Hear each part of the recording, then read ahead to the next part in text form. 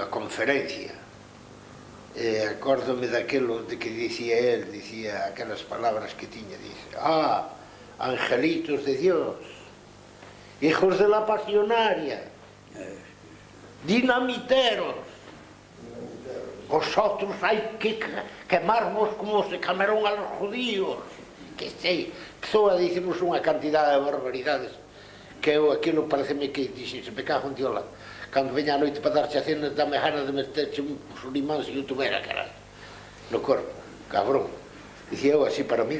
Empezó a explicar los santos mandamientos de la ley de Dios y explicó el quinto: no matar. Y la entrada de él fue: parece que están ustedes muy risueños hoy, tan satisfechos y tal, ¿qué se han llegado de ustedes a figurar? Pues que no podía hablar de esto. Pues sí, casualmente les puedo hablar del quinto mandamiento, porque lo mismo que el labrador hace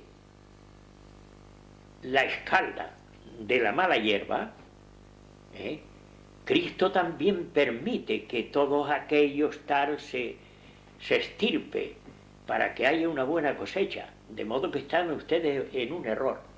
Lo que se hace es limpiar la sociedad de gente maligna, indeseable.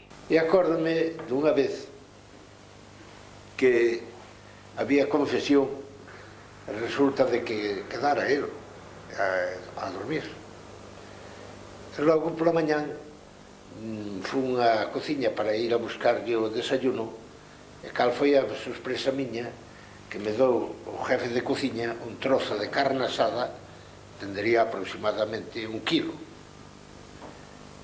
nunha fuente. E fun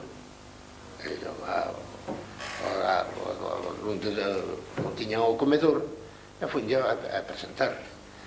E vai el, puxos a comer na carne, veña de ringa, ranga, e cunha xerra de litro de leite encima.